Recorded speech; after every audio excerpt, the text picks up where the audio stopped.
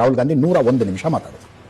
101 ನಿಮಿಷ ನೀವು ಎತ್ತಿದ ವಿಷಯಗಳ ಪಟ್ಟಿ ಮಾಡ್ತಾ ಹೋದ್ರೆ 15 ವಿಷಯಗಳನ್ನ ರೇಸ್ ಮಾಡೋದು. ಧಾರ್ಮಿಕ ಹಿಂಸೆಯಿಂದ ಹಿಡಿದು ನೀಟ್ ಸ್ಕ್ಯಾಮ್ನ ತನಕ, ನೀಟ್ ಮತ್ತು ಎನ್ಇಟಿಯಲ್ಲಿ ನಡೆದ ಅಕ್ರಮಗಳು, ಯಾರ್ಯಾರ ಪಾಲುದಾರಿಕೆ ಇತ್ತು, ಯಾರ್ಯಾರು ಎಷ್ಟೆಷ್ಟು ದುಡ್ಡು ತಿಂದ್ರು, ಅವ್ರಿಗೆ ಏನು ಶಿಕ್ಷೆ ಕೊಡ್ತೀರಿ?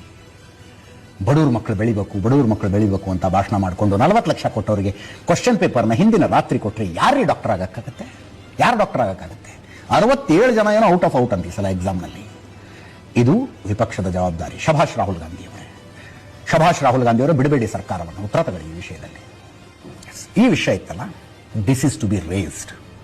ಈ ವಿಷಯ ಎತ್ತಬೇಕು ಮತ್ತು ಸರ್ಕಾರ ಉತ್ತರ ಕೊಡಬೇಕು. ಇದಕ್ಕೆ ವಿಪಕ್ಷಗಳ ಒಂದಾಗಿ ನಿಂತು ಉತ್ತರ ಕೊಡೋ ತನಕ ಮೋದಿನ ಬಿಡಬಾರ್ದು, ಉತ್ತರ ಕೊಡೋ ತನಕ ಬಿಜೆಪಿನ ಬಿಡಬಾರ್ದು, ಉತ್ತರ ಕೊಡೋ ತನಕ ಎನ್ಡಿಎನ್ ಬಿಡಬಾರ್ದು. NEET scam once for all. ಹಿಂದೆ ಎಷ್ಟಾಗಿದೆಯೋ ಎಷ್ಟೆಷ್ಟಾಗಿದೆಯೋ ಏನೇನಾಗಿದೆಯೋ ಆಗೋಗಿದೆ. ಒನ್ಸ್ ಫಾರ್ ಆಲ್ ಈ ಸಮಸ್ಯೆ ನಿಲ್ಲಬೇಕು.